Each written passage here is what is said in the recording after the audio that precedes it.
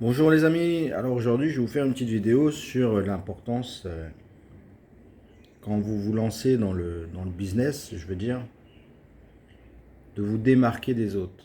Et logiquement, quand on se démarque des autres, c'est en créant sa marque. Donc il est important, quand vous voulez vous lancer dans un business ou autre chose, de créer votre logo et de créer votre marque. Par exemple, vous prenez des marques de luxe, comme Gucci, Apple. Les gens aujourd'hui, ils achètent la marque. Donc vous avez la marque. Et les gens, ils achètent ça. Parce que quand vous regardez aujourd'hui les produits, par exemple Apple, prenez un téléphone Apple. Ils vous vendent ça à 1400 balles, un truc comme ça, 1200, 1400, je sais plus. Mais aujourd'hui, le produit Apple, ça vaut plus du tout ça. En fin de compte, vous achetez 1400 balles, vous achetez le logo, vous achetez Apple. C'est Apple que vous achetez 1400 balles, c'est pas le téléphone. Le téléphone, lui en lui-même, là, parce que là, moi, je dois changer de téléphone. J'ai un vieux téléphone qui a plus de 5 ans maintenant. Donc, avec les mises à jour, tout ça, bah, il commence à ramer. Ça commence à être le bordel. Donc, je regarde beaucoup les comparatifs des téléphones.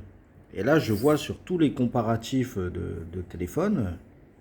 Donc, ils vous pètent 4 à 6 téléphones, comme ça. Allez, je vais partir sur 6. Vous avez 6 téléphones. Franchement, le Apple, il est toujours ici. Le Apple est toujours au dernier. Ici, vous avez là, vous en avez deux qui se démarquent des autres.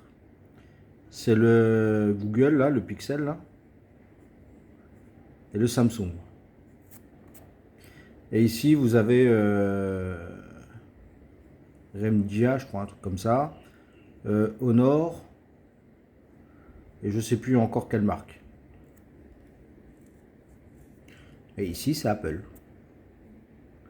Apple est rarement dans tous les comparatifs de téléphone, Apple est rarement en tête de liste.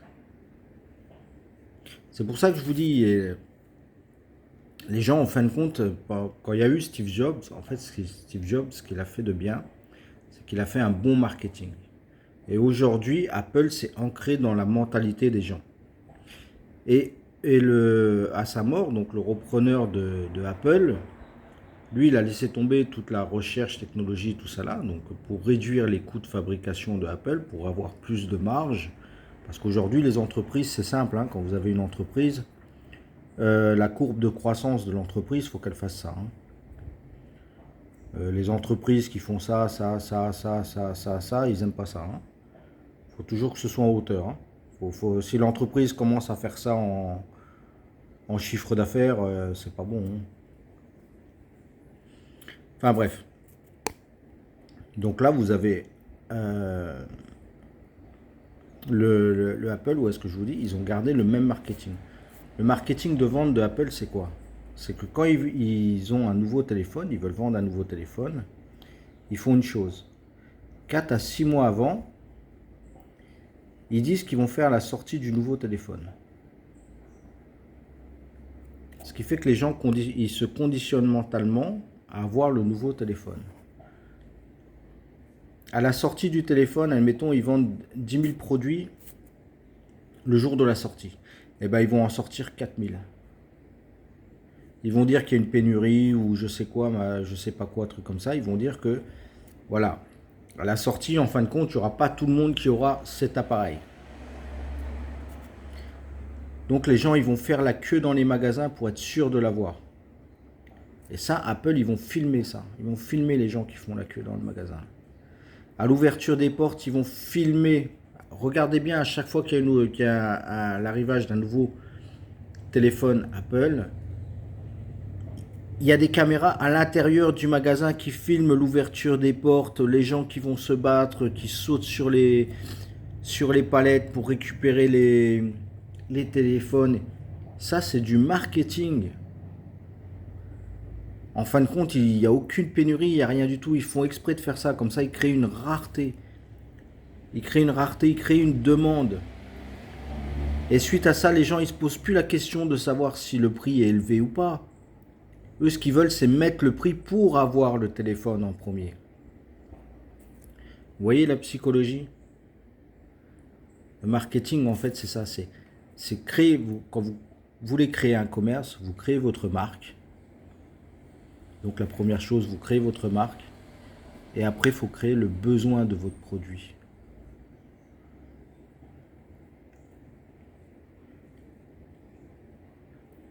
Vous voulez vendre des pierres, créez la marque de vos pierres. Par exemple, j'aime.co. Votre petit logo qui va bien. Et ensuite, faites en sorte que ça soit visible. Vous savez, un coup, j'ai vu une vidéo où est-ce qu'ils expliquaient comment Red Bull a pu devenir la marque de référence des boissons énergétiques. C'est un truc tout con. En fait, Red Bull, ils ont créé plein de bouteilles vides de Red Bull qu'ils ont mis dans des poubelles en Hollande. Ce qui fait que tous les gens, quand ils allaient en Hollande, ils voyaient ces canettes de Red Bull dans la poubelle. Et ils se disaient, mais c'est quoi cette boisson? Et après, ils ont sorti le produit. Ils ont créé le besoin, ils ont créé la marque, ils ont créé le besoin.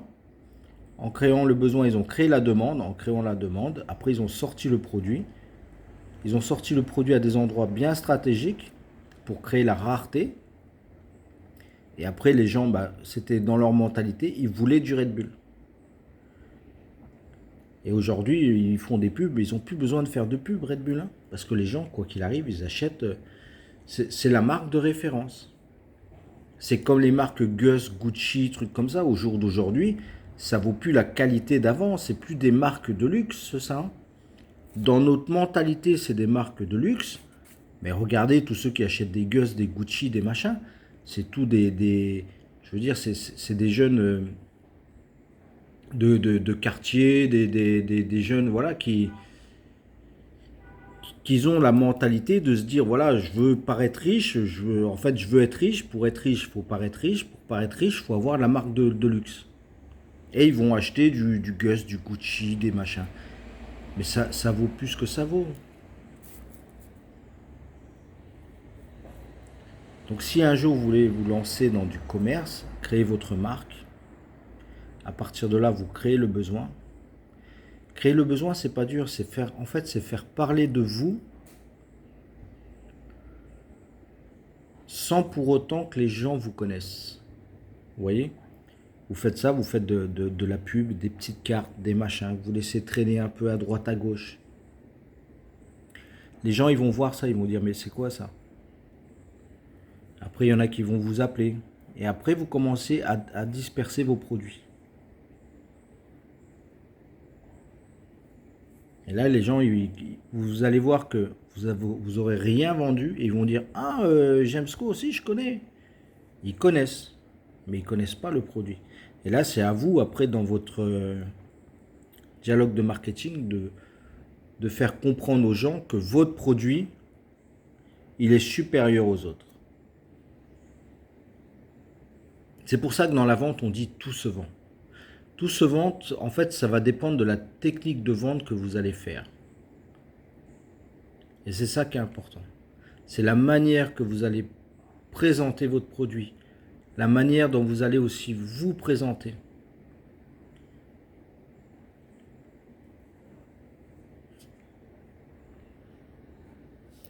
Voilà, je voulais vous faire une petite vidéo là-dessus. Parce que souvent, je vois des choses, des fois, qui sont... En fait, c'est suite à une vidéo où est-ce qu'il y a un mec qui vendait des t-shirts. En fait, il avait fait sa marque de t-shirts. Et sa marque marchait hyper bien. Mais le problème, c'est qu'il vendait ses t-shirts trop bas. C'est pareil, ça. Étude de marché. Savoir à combien vous vendez votre produit. Et être sûr qu'il est viable sur le long terme. Parce que des fois, il y a des gens, en fait, ils créent leur entreprise, ils se mettent en micro-entreprise pour payer moins de charges. Et ils se disent, je suis en micro-entreprise, donc je paye moins de charges. Donc j'ai pas de TVA, je suis exonéré de pas mal de choses, ainsi de suite. Il faut savoir qu'au bout de 2 ans, Vous avez par exemple dans l'URSSAF, bah, la première année, vous allez être, je crois que l'URSSAF, ils vont vous taxer 565 euros. La deuxième année, c'est 700 et quelques, 750. Donc là, vous faites 20 000 cas de chiffre d'affaires. Là, vous faites 30 cas de chiffre d'affaires. Et la troisième année,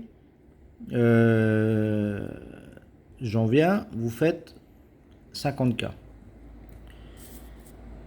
Et ben eux, l'URSSAF, là, la troisième année, vu que ça fait 3 ans que vous êtes ouvert, ils vont prendre votre chiffre d'affaires, ils vont retourner sur N-1, et ils vont faire une estimation de N plus 4 en étudiant N plus 2. C'est un calcul comme ça, l'URSSAF. Ça n'est rien comprendre. Ce qui fait que là, d'un coup, vous allez vous retrouver peut-être à 15 000 d'URSSAF. Après, là-dessus, vous allez avoir les impôts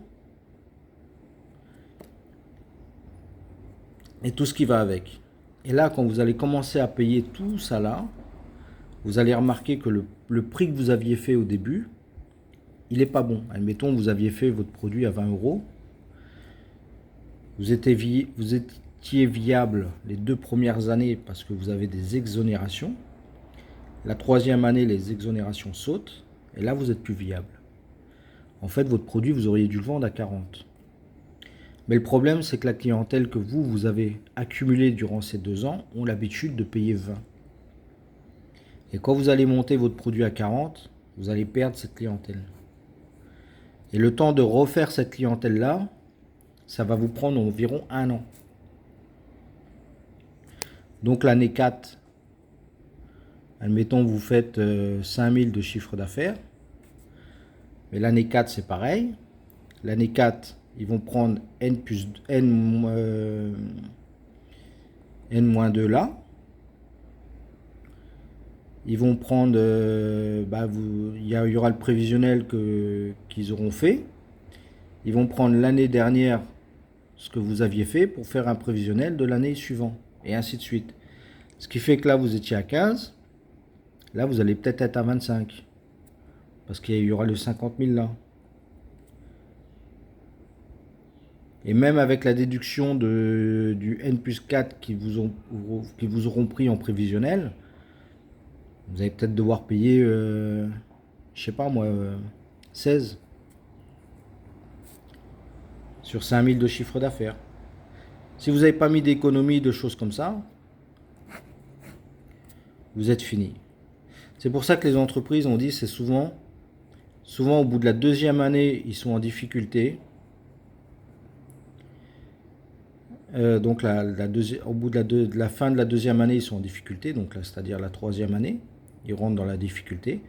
Et la quatrième année, ils ferment. Parce qu'en fait, ils auront mal évalué le prix de leur marchandise. Donc des fois, il vaut mieux faire un prix tout de suite qui est un peu élevé,